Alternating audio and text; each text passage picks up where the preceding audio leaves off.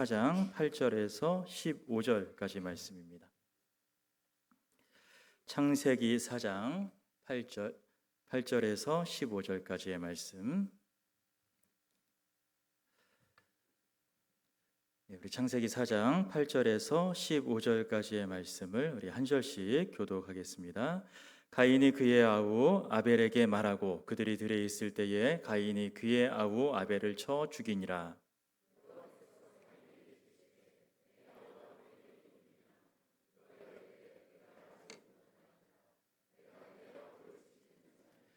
이르시되 내가 무엇을 하였느냐? 내 아우의 핏소리가 땅에서부터 내게 호소하느니라.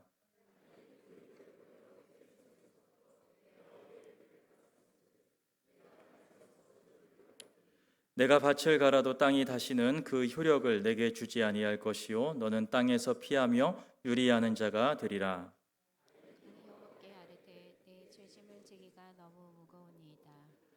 주께서 오늘 이 지면에서 나를 쫓아내시온즉 내가 주의 낯을 배웁지 못하리니 내가 땅에서 피하며 유리하는 자가 될지라.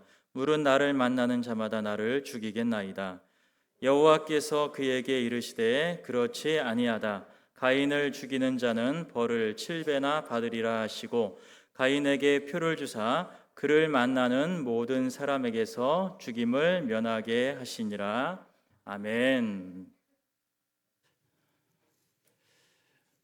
화면을 한번 보여주시죠. 우리 지난주에 창세기 3장 말씀 보면서 아담과 하와가 에덴 동산에서 범죄하고 쫓겨나는 모습을 좀 살펴보았습니다. 그때에 이제 아담과 하와가 범죄하게 됐었던 그 이유가 이제 에덴 동산에 있는 두 그루의 나무 중에서 하나님께서 먹지 말라고 하신 나무의 열매를 이제 따먹었어요. 그래서 에덴 동산에는 이렇게 두 그루의 나무가 있었는데 하나는 생명나무였고 다른 하나는 선악을 알게 하는 나무였습니다. 그런데 이 두 그루의 나무가 각각 또 성경 전체를 통해서 상징하는 그런 내용들이 있습니다. 생명나무는 하나님의 은혜를 상징하는 나무입니다. 그렇죠? 하나님께서 거저 주시는 거예요. 생명나무는 그냥 따서 먹기만 하면 그 나무 열매를 따서 먹기만 하면은 영생을 하게 됩니다. 그렇기 때문에 하나님께서 거저 주시는 은혜, 하나님께서 거저 주시는 그 구원의 은혜를 상징하는 나무가 생명나무입니다. 그런데 이제 선악을 알게 하는 나무, 이 나무는 항상 우리의 마음을 참 힘들게 하는 나무예요. 왜 이 나무가 거기 있었을까? 그런 생각 다 한번 해보시잖아요. 왜 하필이면 하나님께서 그 나무를 거기에 두셔서 그거를 따먹어 버려서 우리가 이렇게 죄악 가운데 있는 걸까? 그렇게 고민을 하는데, 근데 이 선악을 알게 하는 나무는 하나님께서 주시는 율법을 상징하는 나무입니다. 이 선악을 알게 하는 나무는 그것을 먹지 말라라고 하나님 말씀하셨잖아요. 그러니까 하나님의 명령, 하나님의 율법을 상징하는 나무가 바로 이 선악을 알게 하는 나무입니다. 이 은혜와 율법이라는 것은 이 하나님 나라의 두 가지 기둥과도 같습니다. 은혜와 율법은 둘 다 있어야 돼요. 둘 중에 하나라도 없으면 문제가 생깁니다. 만약에 은혜 없이 율법만 있으면 어떻게 될까요? 그러면 우리의 삶이 아주 팍팍해지고 아주 괴롭게 될 것 같아요. 은혜 없이 율법만 강조한 사람들이 있었습니다. 누구입니까? 바리새인들이 그런 사람들입니다. 이 사람은 얼마나 참 답답한 사람들입니까? 조금만 어긋나도 그것을 죄인이라고 정죄하고 자기들만이 율법을 잘 지킨다고 그렇게 생각했었던 사람들이에요. 은혜 없이 율법만 있으면 결국 율법주의로 빠지고 자기의 공로를 드러내고 자기의 의를 드러내는 쪽으로 가게 됩니다. 그래서 하나님을 높이는 것이 아니고 자기를 높이는, 자기의 의를 드러내는 쪽으로 갈 수밖에 없어요. 은혜 없이 율법만 있어서는 안 되는 거예요.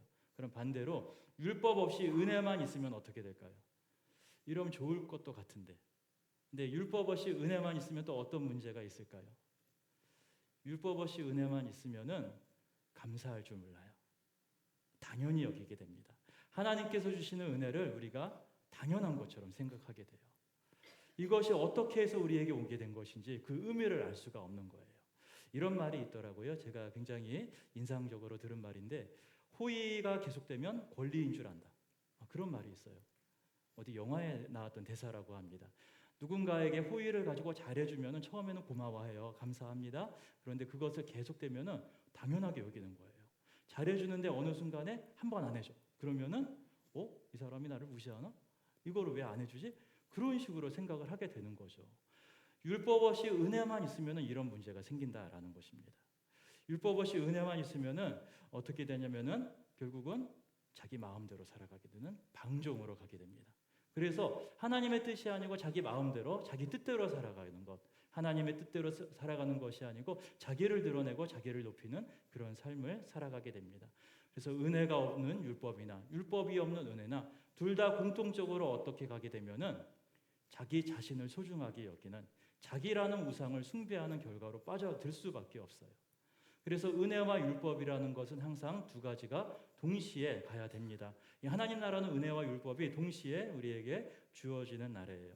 우리 신앙생활에 있어서도 은혜와 율법 둘 중에 하나만 있으면 안 돼요. 둘 다 가지고 가야 됩니다. 그렇기 때문에 에덴 동산에 왜 생명나무만 있어야지 선악을 알게 하는 나무가 왜 거기 있었을까? 이런 생각은 잘못된 생각입니다. 둘 다 있는 게 맞습니다.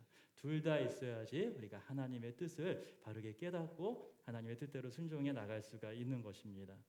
그런데 만약에 이 은혜와 율법 둘 중에서 그럼 더 중요한 것이 무엇이냐라고 한다면은 무엇이 더 중요하겠습니까?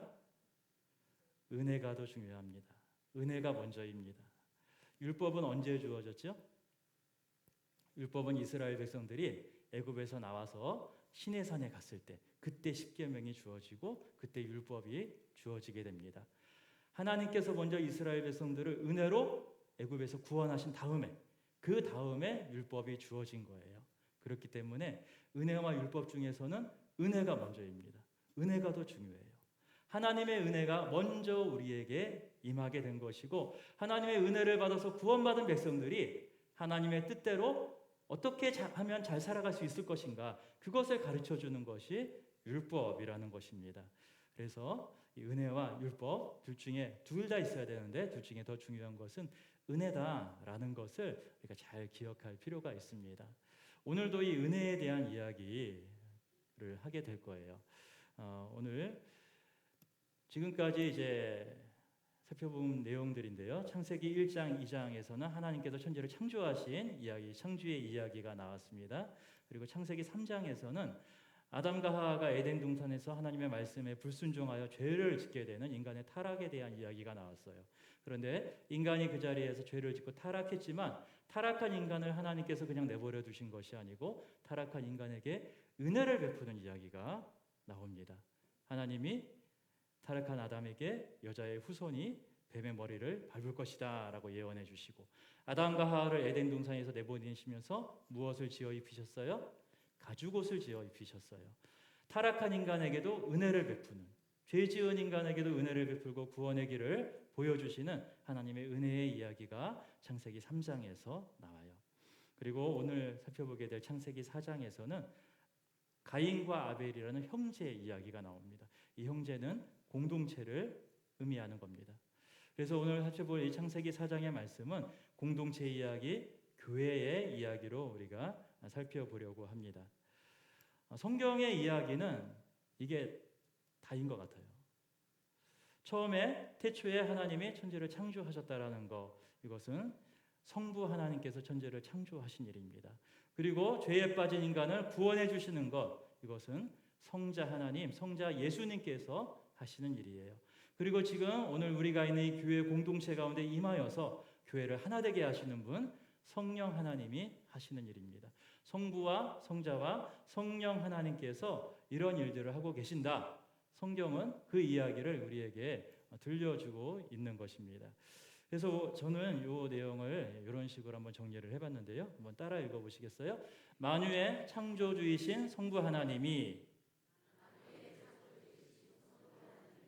만유의 구원자이신 성자 예수님을 보내셔서 구원하시고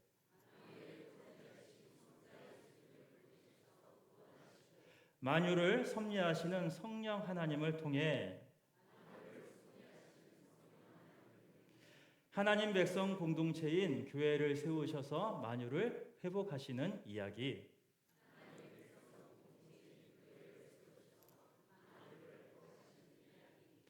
이게 성경에서 나오는 모든 이야기, 모든 내용을 제 나름대로 이렇게 요약을 해본 겁니다.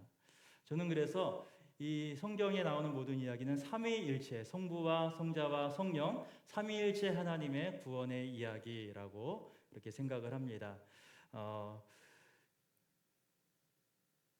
이 삼위일체라는 것이 참 중요한 거예요. 우리가 신앙생활에서 어느 부분에서 항상 문제가 생기냐면은 우리 하나님을 삼위일체, 성부와 성자와 성령 이 삼위일체 하나님으로 생각하는 것이 아니고 성부 하나님만 강조하거나 또는 성자 하나님만 더 많이 생각하거나 또는 성령 하나님만 더 많이 생각하거나 그랬을 때의 신앙생활의 균형이 무너지고 신앙생활에서 문제가 생기는 경우를 많이 볼 수가 있어요. 성부 하나님만 강조하면 어떤 문제가 생길 수 있을까요? 그러면 굉장히 권위주의적이고 가부장적인 그런 신앙의 형태가 생길 수가 있습니다. 사람의 자유를 억압하고 위에서 말하면은 아래는 그냥 따라와야만 하는 그런 식의 굉장히 권위주의적인 그런 문제가 생길 수가 있어요. 만약에 성자 하나님만 강조하게 되면 어떻게 될 수가 있을까요? 성자 하나님만 강조하게 되면은 구원 중심주의에 빠질 수가 있습니다. 하여튼 뭐 구원이라는 거 중요하고 다 중요한데 무슨 주의가 붙으면 문제가 되는 거예요. 구원 중심주의 이것은 이단들이 이런 얘기를 많이 해요. 너 구원받았어? 구원의 확신이 있어? 이런 식으로 얘기해서 사람을 불안하게 만들어요. 그 구원에 대해서만 생각하게 하는 거예요. 그래서 그 불안한 마음을 조종하죠. 그런 이단들이 실제로 있거든요. 그러니까 그런 식으로 어느 한 부분만 강조해서 하면은 문제가 생길 수도 있는 거예요. 우리가 이 예수님을 믿어서 구원받는 것이 가장 중요한 일인데 이런 것도 균형을 잃게 되면은 신앙 내에 문제가 생길 수도 있다라는 것입니다. 성령 하나님만 강조하게 되면 또 어떤 문제가 있을 수가 있을까요? 성령 하나님만 강조하게 되면은 신앙이 신비주의적에 빠질 수가 있어요. 은사 중심주의에 빠질 수가 있습니다. 그래서 신앙이 건강하지 못하게 되고 잘못하게 되면은 이게 혼합주의로 가요. 다른 종교, 다른 어떤 영적 실체 뭐 이런 거하고 막 혼합주의로 가버려서 이상한 저 기독교가 아닌 전혀 다른 엉뚱한 쪽으로 가게 되는 그런 경우들도 있습니다. 그래서 건강한 신앙 생활이라는 것은 성부와 성자와 성령 삼위일체 하나님을 함께 바라보는 신앙입니다. 특히 이 삼위일체 하나님께서 어떤 일을 하시느냐 결국은 이 삼위일체 하나님께서 하시고자 하는 일은 교회를 세우는 일이에요. 예수님께서 오셔서 3년 동안 무엇을 하셨습니까? 많은 가르침, 많은 기적을 행하셨지만 예수님께서 가장 공들이셨던 일은 12명의 제자 공동체를 만드는 일이었어요. 그리고 이 12명의 제자 공동체가 예수님께서 부활하신 이후에는 교회를 세워나가는 일. 그것이 신약 성경이 우리에게 보여주고 있는 예수님의 사역, 교회의 모습입니다. 이 교회를 통하여서 하나님 나라가 어떤 곳인지를 세상 속에 보여주고 이 세상에게 하나님 나라를 바라보게 하고 이 세상에게 복음을 전하면서 하나님 나라로 함께 가게 하는 것. 그것이 성부와 성자와 성령 삼위일체 하나님께서 하시는 일입니다. 이런 관점을 가지고 함께 성경을 바라보시면서 우리가 균형 잡힌 신앙생활을 하시면 참 좋을 것 같습니다.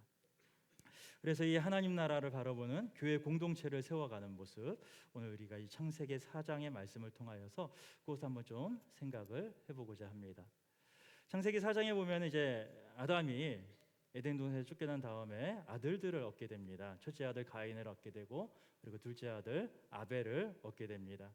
가인이라는 이름의 뜻은 어둠이라는 뜻을 가지고 있습니다. 성경에 이제 각주해서 딱 무슨 뜻인지 나와 있어요. 그런데 이제 아벨이라는 이름의 뜻은 각주 안 붙어 있죠. 안 나와 있더라고요. 아벨이라는 이름의 뜻은 숨결 또는 연기라는 뜻을 갖고 있고요. 그래서 거기에 파생돼서 헛되다라는 뜻을 갖고 있는 이름이기도 합니다.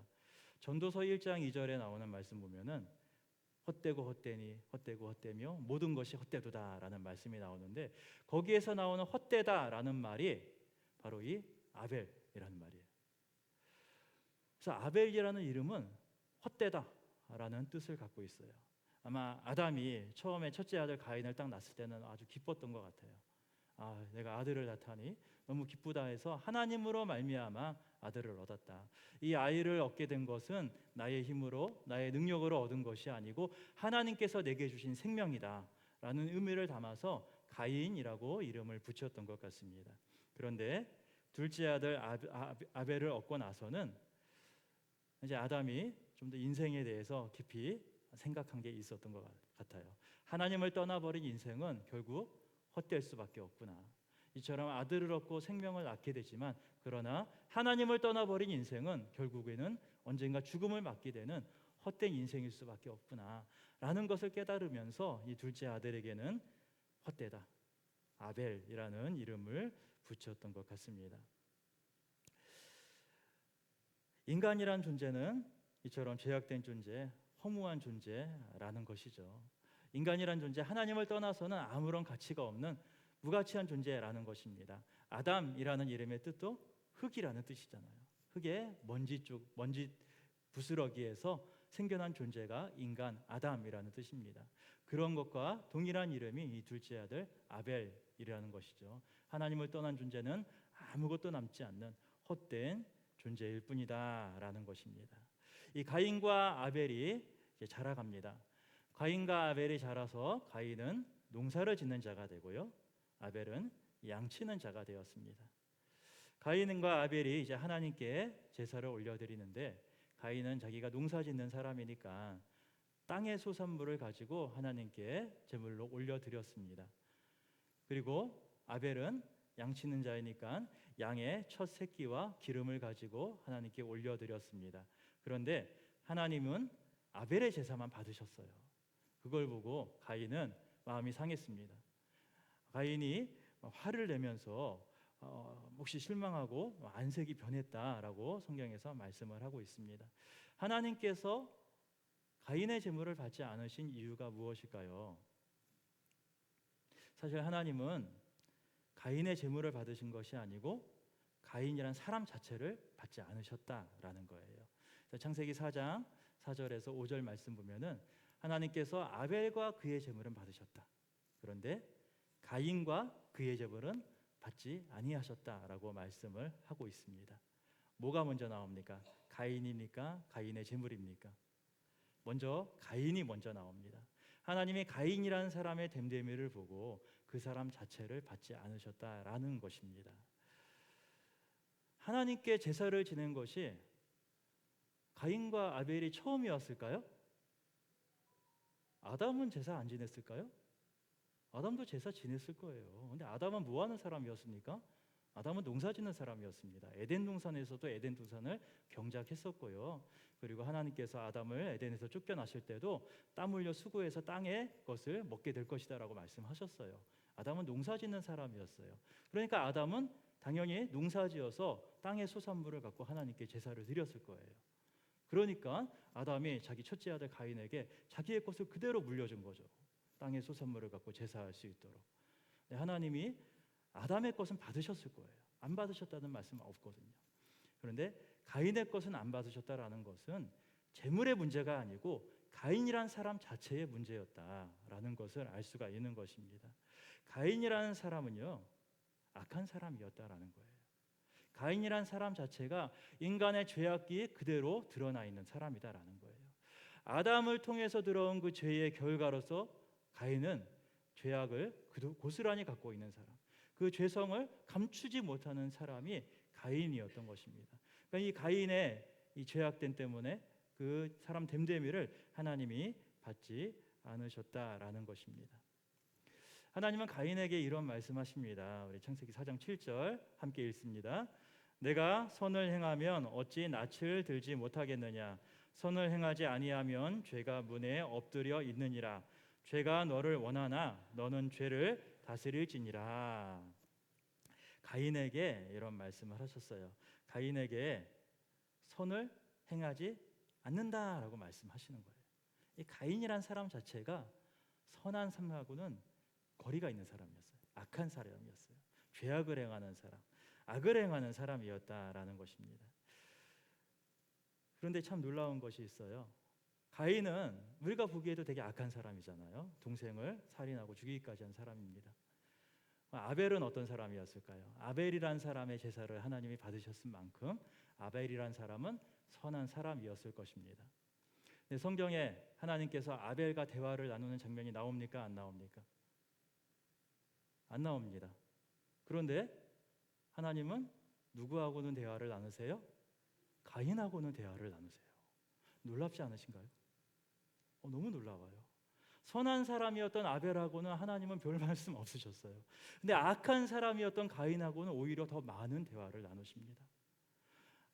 이 가인이 이제 동생을 죽이는 죄를 범하기 전에도 이처럼 한번 대화를 나누셨고, 그리고 가인이 동생을 죽인 이후에 다시 한번 또 가인과 이야기를 나누세요. 이런 말씀 보면은 하나님께서 가인을 향해 어떤 마음을 갖고 계셨을까요? 너는 악한 사람이니까 너는 저리 가, 이렇게 하나님이 보시던 거 그런 게 아니라는 거예요. 가인이 비록 악한 사람이지만 이 악한 가인이 회개하고 선한 길로 돌아오기를 하나님이 원하셨던 것입니다. 그래서 가인에게 그 선한 길을 알려주시기 위해서 이 악한 가인에게 찾아가셔서 이 악한 가인의 마음을 계속 두드리고 계셨던 거예요. 하나님의 은혜가 있는 것입니다. 악한 자에게 먼저 찾아오셔서 그 악한 사람을 긍휼히 여기시는 그 하나님의 은혜가 흘러가고 있는 것입니다. 우리는 창세기 3장이나 4장에서 인간이 타락하고 또 가인이 동생을 죽이고 막 이런 이야기를 보면 인간의 죄성이 이렇게 너무도 끔찍하구나, 이것은 참 죄를 짓는 이야기구나 라고 생각을 할 수가 있습니다. 그런데 좀 더 성경을 자세히 보게 되면은 그 악한 사람들을 결코 포기하지 아니하시는 하나님의 은혜가 보여요. 거기에서 그 하나님께서 그들에게 찾아가셔서 그들을 돌이키려고 하시는 하나님의 사랑을 우리가 볼 수가 있다라는 것입니다. 하나님께서는 가인에게 계속 경고하십니다. 너가 죄에 넘어가면 안 된다. 죄가 문에 엎드려서 너를 원하고 있는데 너는 죄를 다스려야 한다라고 가인에게 그렇게 경고하세요. 하나님 원하시는 거예요. 이 가인이 지금 결정적으로 죄에 넘어가지 않았으면 좋겠다라고 이야기를 하고 있는 것입니다. 이 죄라는 것이 가인의 마음의 문 앞에서 딱 엎드려서 기회를 보고 있는 거예요. 문이 열리기만을. 하나님 말씀하시는 거죠. 네가 그 마음의 문 열지 말아라. 문을 열면은 그 죄가 들어오게 될 것인데 그 마음의 문 열지 말고 죄를 멀리하라라고 경고하고 있는 것입니다. 근데 결국 가인은 자기 마음의 문을 죄를 향해서 열어버립니다. 이런 가인의 범죄는 창세기 3장에 나오는 아담의 범죄와 사실상 똑같은 것입니다. 내 마음의 주인이 누구라는 거예요? 나라는 거예요. 아담이 하나님보다 자기가 더 높아지고 싶어서 선악을 알게 하는 나무의 열매를 먹은 것처럼 가인도 하나님이 내 마음의 주인이 아니고 내가 내 마음의 주인이야 라고 생각하고 있는 거예요. 내 마음의 문을 열고 닫는 것은 하나님이 아니야. 내가 하는 거야. 죄를 향해서 내가 마음의 문을 열 수가 있어. 내가 죄를 다스릴 수도 있어. 가인은 그런 생각을 했던 것입니다. 그러니까 아담의 범죄나 가인의 범죄나 사실상 똑같은 것입니다. 하나님이 주인이 아니고 자기 자신이 주인이 되려고 한 죄. 그것이 죄의 본질이다라는 것입니다. 결국 이 가인은 죄를 향해서 마음의 문을 열어버려요. 죄가 가인에게 들어와서 가인을 다스려 버립니다. 가인은 교만했어요. 자기가 그 죄를 다스릴 수도 있을 거라고 생각했어요. 근데 그거는 착각입니다. 인간은 결코 죄를 통제할 수 없어요. 인간은 죄에 한번 물리게 되면은 그 죄에 짓눌려서 죄의 노예로 살아갈 수밖에 없습니다. 가인은 죄에게 자기의 마음을 완전히 내주게 되고 결국은 자기의 형제를 죽이는 끔찍한 죄를 범하게 되는 것입니다. 가인이 아벨을 죽이는 장면을 창세기 4장 8절은 이렇게 말씀합니다. 같이 읽습니다. 가인이 그의 아우 아벨에게 말하고 그들이 들에 있을 때에 가인이 그의 아우 아벨을 쳐 죽이니라. 가인이 그의 아우 아벨에게 어떻게 했다고요? 얘기했습니다. 뭐라고 얘기했습니다. 뭐라고 말했을까요? 우리가 들판으로 좀 가자라고 얘기했을 것 같아요. 가인은 결코 우발적으로 아벨을 죽인 게 아닙니다. 아주 계획적으로, 아주 의도적으로 아벨을 죽일 목적을 가지고 들판으로 불러내서 아무도 없는 빈 들판에서 아벨을 쳐 죽이는 끔찍한 죄를 저질렀던 것입니다. 첫 번째 살인이 일어납니다.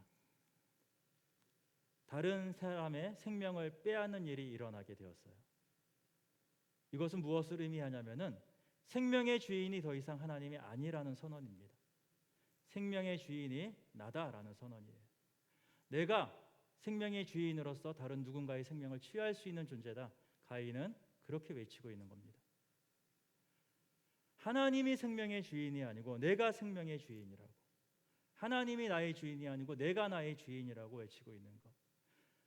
아담의 범죄와 가인의 범죄는 사실상 똑같은 범죄를 저지르고 있는 것입니다. 인간의 모든 죄악이 다 이래요. 하나님을 주인으로 하는 것이 아니고 내가 그 주인의 자리에 앉으려고 하는 것이 인간의 모든 죄의 모습입니다. 하나님을 섬기는 것이 아니고 자기 자신을 섬기는 것, 이것이 죄의 본질이라는 것입니다. 이렇게 가인이 아울을 죽였을 때에 하나님께서 나타나셔서 가인에게 말씀하십니다. 함께 읽습니다. 여호와께서 가인에게 이르시되 내 아우 아벨이 어디에 있느냐? 그가 이르되 내가 알지 못하나이다. 내가 내 아우를 지키는 자니이까. 하나님께서 가인에게 나타나셔서 가인에게 물으셨습니다. 내 아우 아벨이 어디 있느냐라고 물으셨습니다. 아담이 범죄했을 때에 하나님께서 아담에게 나타나셔서 무엇이라고 물으셨는지 기억하시나요? 아담에게 내가 어디 있느냐라고 물었어요. 이 질문은 인간의 실존을 묻고 있는 질문입니다. 인간이 어떤 존재인지를 묻고 있는 질문이에요. 인간이라는 것은 하나님의 낯을 피한 죄악된 존재일 수밖에 없다라는 것을 드러내는 질문이었습니다. 이번에는 하나님이 가인에게 나타나셔서 똑같은 질문을 하세요. 내 아우 아벨이 어디 있느냐라고 물어보고 계십니다. 이 질문은 인간 서로 간의 관계는 어떤 관계인가라는 것을 드러내주는 질문이에요. 사람들 서로의 관계는 상호 책임적인 관계이다. 우리들은 서로 상호 책임적인 존재를 상호 책임적인 존재들이다라는 것을 보여주고 있는 질문입니다. 이 질문을 받고 가인은 거짓말을 합니다. 나는 모릅니다. 내가 내 아우를 지키는 자입니까? 이렇게 거짓말을 하면서 자기의 살인을 부인합니다. 이런 가인의 말은 인간이란 존재 자체를 거부하는 거예요. 하나님이 창조하신 서로 책임지는 존재를 수의 인간인 것을 거부하고 자기 자신만을 소중하게 생각하는 교만한 그런 죄의 본질을 보여주고 있는 것입니다. 성경에 보면은 사람이 서로에 대해서 어떤 책임을 져야 되는지 여러 가지 모습을 많은 사례들을 보여주고 있는데, 간단하게 이제 형제에 대해서 어떻게 책임져야 되는가, 이런 많은 사례들이 있는데, 아브라함 같은 경우에는 자기가 조카 롯이 전쟁에 져서 포로로 끌려갔을 때 롯을 구하기 위해서 목숨 걸고 뛰어들어요. 그런 책임 있는 모습을 보여주기도 합니다. 보아스, 룻기에 나오는 보아스는 나오미가 다 재산을 다 잃고 그랬을 때에 그 나오미의 재산을 회복시켜주는, 그런 재산을 기업을 물어주는 그런 역할을 하게 됩니다. 친족 관계끼리는 마땅히 그래야 한다라는 것이 서로의 경제적인 문제에 대해서 책임을 지는 존재들이다라는 것이 성경이 우리에게 보여주고 있는 모습입니다. 민수기 35장에 나오는 말씀에는 도피성이라는 것이 나와요. 이 도피성이라는 것은 누군가를 우발적으로 살인했을 때에 그 살인한 사람이 도망가서 숨을 수 있도록 하나님께서 마련한 성읍들입니다. 이런 도피성이 왜 있게 됐냐면은 내 형제가 누군가한테 살인을 당했다 그러면은 구약시대 사람들은 반드시 피해 보복을 해야만 했습니다. 내 형제가 죽임을 당했으면은 그거를 가만히 놔두려면은 그거는 사람 취급을 안 했어요. 내 형제가 누군가에게 죽임을 당했으면은 그 형제를 죽인 사람을 찾아가서 반드시 보복하게 되어 있어요. 그렇도록 형제의 생명에 대해서 책임을 져야 한다라는 것입니다. 그것이 구약 성경이 우리에게 보여주고 있는 상호 책임적인 그런 인간의 모습이에요. 이런 형제에 대한 책임은 자기의 생명, 자기의 재산, 이 모든 것을 걸고 책임지는 것입니다. 이런 형제 사랑에 대한 모습이 오늘날 우리 교회까지 그대로 이어지고 있는 것이죠. 구약 시대에 형제에 대한 책임, 경제적인 책임, 목숨에 대한 책임까지 졌던 것처럼 이 신약 시대의 교회에는 그런 모습이 그대로 이어지고 있고 형제 사랑을 실천하는 그런 모습으로 이어지고 있습니다. 이 교회는 영적인 이스라엘이거든요. 이스라엘 백성들이 서로에 대해서, 형제에 대해서 경제적인 부분, 재산적인 부분, 생명에 대한 부분 책임졌던 것처럼 영적인 이스라엘인 교회인 우리들 역시 서로 형제들에 대해서 그런 책임적인 존재가 되어야 한다. 그것이 성경 전체에서 우리에게 계속해서 말씀하고 있는 부분이에요. 그렇기 때문에 교회라는 공동체는 서로가 서로를 책임지는 사랑의 공동체여야 한다라는 것입니다. 우리 교회도 이런 상호 책임적인 그런 사랑의 공동체를 만들어가면 참 좋겠습니다. 그러니까 서로가의 그리스도 안에서 한 형제이고 한 자매임을 고백하면서 내가 형제님을 자매님을 영적으로 모든 부분에 있어서 책임지기를 원합니다. 우리가 함께 끝까지 신앙생활 잘해서 하나님 나라까지 같이 갑시다. 그렇게 서로 책임적인 그런 교회가 되었으면 참 좋을 것 같습니다. 제가 우리 교회에서 이제 몇 주 지나보면서 우리 교회가 참 그렇게 서로 따뜻하게 사랑하고 하나 되고 지나오는 모습을 봤는데요. 하나 좀 아쉬운 부분이 있더라고요. 어떤 부분이 아쉽냐면은 사실 저는 이제 서울에서만 있어서 경상도에 처음 왔거든요. 근데 이제 경상도 분들이라 그런지 약간 좀 스킨십이 없어요. 야, 예배 마치고 저 문 밖에 서서 이렇게 인사하고 기다리고 있으면은 와서 악수해 주시는 분이 몇 분 안 계세요. 예. 근데 저 약간 좀 서운하려고 그래요 지금. 예. 그래서 제가 좀 문 밖에 서서 인사할 때 우리 뭐 여자분들하고는 제가 악수하기는 좀 어렵고 남자분들은 나가시면서 꼭 악수하고 가시면 좋겠습니다. 예. 오늘 예배 마치고 나가시면서 꼭 악수하시고 우리 스킨십을 좀 나눴으면 좋겠습니다. 예, 서로 우리가 형제입니다. 그리스도 안에서 한 형제이고 한 자매입니다. 그것들을 그렇게 좀 확인하고 함께 고백하는 그런 시간이 되었으면 참 좋을 것 같아요. 이 가인이 이제 하나님 앞에 범죄하고 하나님께서 이 가인에게 벌을 내려주십니다. 가인이 평생 떠돌고 유리하는 자가 될 것이다. 그렇게 벌을 내려주시는데, 그런데 이런 이제 하나님의 형벌을 가인이 받아들이기가 힘들어해요. 그랬을 때에 하나님께서 가인에게 또 이런 약속을 주십니다. 우리 창세기 4장 15절 같이 읽어보겠습니다. 여호와께서 그에게 이르시되 그렇지 아니하다. 가인을 죽이는 자는 벌을 7배나 받으리라 하시고 가인에게 표를 주사 그를 만나는 모든 사람에게서 죽임을 면하게 하시니라. 가인이 하나님께 그렇게 막 불평을 하잖아요. 내가 유리하는 자가 되어서 나를 만나는 사람마다 나를 다 죽이려 할 것입니다. 막 그러니까 하나님께서 그렇지 않다. 내가 너에게 표를 주겠다. 너는 모든 사람에게서 죽임을 면하게 될 것이다. 이렇게 말씀을 하십니다. 누가 가인을 죽이려고 했을까요? 아담이 930살까지 살았습니다. 930살까지 살면서 자손들을 많이 낳았을 겁니다. 그런데 아까도 말씀드렸지만 구약 시대에는 형제가 죽임을 당하면 반드시 피해 보복을 해야만 하는 거예요. 이때 이 당시 아담의 자손들은 다 형제잖아요. 아벨이 죽임을 당했어요. 그러면은 가인에게도 피해 보복을 누군가가 할 수가 있는 것이죠. 가인은 그거를 두려워하고 있는 거예요. 그랬을 때에 하나님께서 가인에게 표를 주세요. 너에게 표를 줄 것이니 너는 모든 사람에게서 죽임을 면하게 될 것이다라고 약속을 하십니다.